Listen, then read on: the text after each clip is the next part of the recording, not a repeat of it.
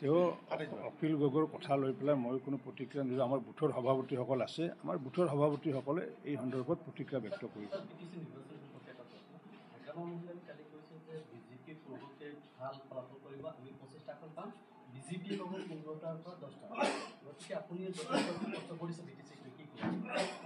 চাওক, আমি যিহেতু পূৰ্বতে আমি মাত্ৰ এটা আমাৰ MCLA আছিলে, পৰৱৰ্তী সময়ত আমাৰ 9টা আমি MCLA পালোঁ। এটাৰ পৰা যিহেতু 9টা হৈছে, গতিকে 9টাৰ পৰা কিমানটা হ'ব নিশ্চিত ওপৰত আপোনালোকে অনুমান কৰিব পাৰে। গতিকে মই ভাবোঁ যে আমি নট লেছ দেন 18, 18টাতকৈ আমি তলত নাপাওঁ, 18তকৈ আমি ওপৰতে পাম। কিন্তু এইটোও ঠিক যে আজি আমি কাৰ লগত চৰকাৰ হয় এই বিষয়ে আমাৰ কোনো সিদ্ধান্ত হোৱা নাই। আমি সেইটো আমাৰ ৰাষ্ট্ৰীয় সমিতি আৰু ৰাজ্যিক সমিতি আৰু মুখ্যমন্ত্ৰী ডাঙৰীয়াই সিদ্ধান্ত গ্ৰহণ কৰিব। এতিয়া আমি যোৱাকালিও বাক্সাত সভা হৈছিলে, অহাকালি মই দিহিৰাত যাম, অহাকালি মই ককলাবাৰীত যাম, যে যাতে আমাৰ বুথৰ যাতে যিসমূহ ব্যক্তি আছে ব্যক্তিসকলৰ লগত সম্পৰ্ক কৰি আগন্তুক দিনত যাতে প্ৰতিটো বুথত জাতি জনগোষ্ঠী নিৰ্বিশেষে আমি যাতে সকলোৱে যে ভোট সংগ্ৰহ কৰিব পাৰোঁ তাৰ কাৰণে আমি লাগি আছোঁ। গতিকে বেলেগ দলৰ কথা মই নকওঁ, আমি আমাৰ কথা ক'ব পাৰোঁ। আমি 18টাতকৈ তলত নাপাওঁ, আমি ওপৰত পাওঁ।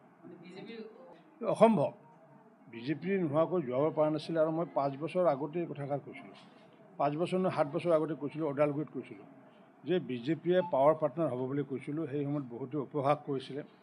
পৰৱৰ্তী সময়ত আমি পাৱাৰ পাৰ্টনাৰ হ'লোগৈ। আৰু এইবাৰো ক'লোঁ কি এইবাৰো আমি পাৱাৰ পাৰ্টনাৰ হৈ থাকিম, পাৱাৰত থাকিম। আমি কাৰ লগত থাকোঁ সেই বিষয়টো মই এতিয়া জ্ঞাত নহয়, কিন্তু আমি তাতে ৰাইজক সেৱাৰ বাবে, ক্ষমতাৰ বাবে নহয়, BTC-বাসীৰ লগত আমি শাসনত আহিম ক্ষমতাৰ বাবে নাহোঁ। BTC-বাসী ৰাইজক যাতে সেৱা যাতে কৰিব পাৰোঁ তাৰ কাৰণে BTC-বাসীক প্ৰয়োজন আছে, বিজেপিৰ প্ৰয়োজন আছে।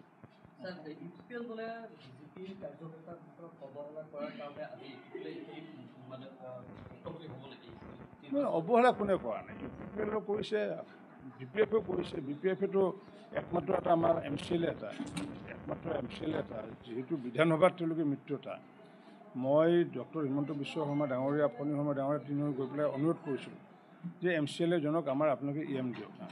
আৰু তেতিয়া তেওঁলোকে যিটো অশালীন ব্যৱহাৰ কৰিছিলে তাৰে মূল্য ভৰিবলগীয়া হৈছে এতিয়া। গতিকে আমি আমাৰ নিজৰ কাম কৰি গৈছোঁ। UPPL-ও নিজৰ কাম কৰি থাকক, BPF-ও নিজৰ কাম কৰি থাকক, তাত মই ক'বলগীয়া একো নাই।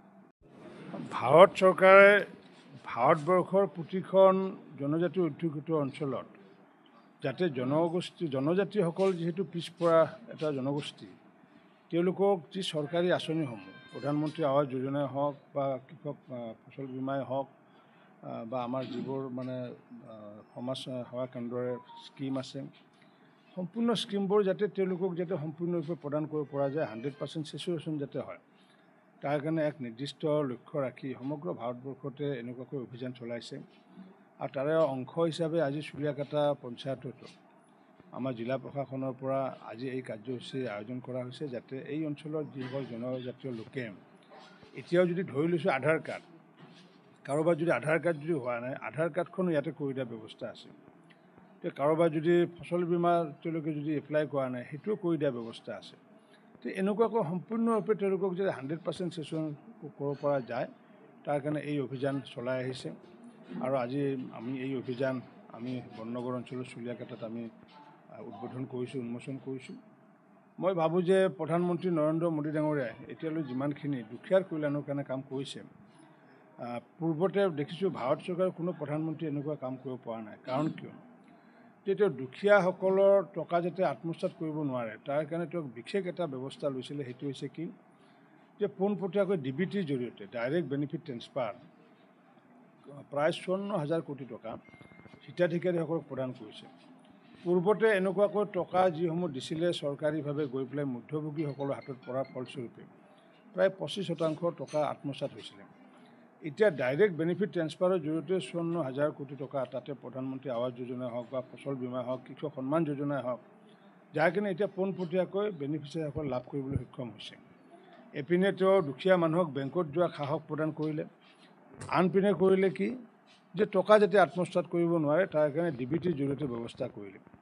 ঠিক তেনেকুৱাকৈ আমি যদি DBTৰ কথা কওঁ, আমাৰ ফচল বীমা যোজনাত বৰপেটা জিলাখনত যোৱাবাৰ যিসমূহ শস্য নষ্ট হৈছিল তাৰ বাবদ যোৱাবাৰে 10 কোটিতকৈ অধিক টকা প্ৰদান কৰা হৈছিল।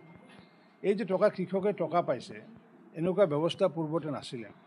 ঠিক তেনেকুৱাকৈ প্ৰধানমন্ত্ৰী ডাঙৰীয়াই আমি লক্ষ্য কৰিছোঁ যে আজি দুখীয়াসকলৰ কল্যাণৰ কাৰণে, কাৰণ ভাৰতবৰ্ষখন যিহেতু আগন্তুক দিনত আত্মনিৰ্ভৰ কৰাৰ প্ৰচেষ্টা চলি আছে, তাৰ প্ৰাক মুহূৰ্তত দুখীয়াসকলক অৰ্থনৈতিকভাৱে স্বাৱলম্বী কৰা, দুখীয়াসকলে যাতে কেঁচা ঘৰত নাথাকি যাতে পকী ঘৰত থাকিব পাৰে, তাৰ কাৰণে 4.5 কোটি টকা 4.5 কোটি ঘৰ নিৰ্মাণ কৰিছে। অসমত 27 লাখ টকা ঘৰ মই নিজে পঞ্চায়তৰ মন্ত্ৰী হিচাপে আমি নিৰ্মাণ কৰিছোঁ।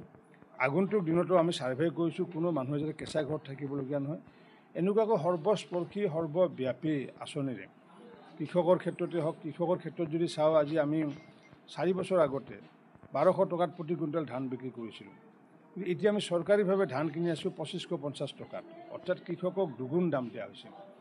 পূৰ্বতে আমি 4,500 টকাত আমি সৰিয়হ বিক্ৰী কৰিছিলোঁ, এতিয়া আমি 6,550 টকাকৈ সৰিয়হ কিনি আছোঁ। এইকাৰণে কিনি আছোঁ কৃষকৰ যাতে ইনকাম যাতে দুগুণ যাতে কৰিব পৰা যায়। এনেকুৱা কৃষকৰ কল্যাণ, দুখীয়াৰ কল্যাণকে আদি কৰি মহিলাৰ কল্যাণকে আদি কৰি মহিলাসকলক আমি লাখপতি বাইদেউ হিচাপে নিৰ্মাণ কৰাৰ কাৰণে ব্যৱস্থা লৈছোঁ। উদ্দেশ্য হৈছে হিতাধিকাৰী নহয়, উদ্দেশ্য হৈছে কি, তেওঁলোকক লাখপতি বাইদেউ যদি বনাব পাৰে, তাৰমানে তেওঁলোকে বছৰেকত লাখ টকা আৰু মাহেকত তেওঁলোকে 8,000 টকা ইনকাম কৰিব পাৰিলে, মই ভাবোঁ 30 লাখ মহিলাই যদি প্ৰতি বছৰত 1 লাখকৈ যদি ইনকাম কৰে, তেতিয়াহ'লে বছৰত 30,000 কোটি টকা অসমৰ মহিলাই ইনকাম কৰিব পাৰিব। স্বাভাৱিকতে অসমৰ GDP বাঢ়ি যাব, অসমখন আগন্তুক আগুৱাই যাব।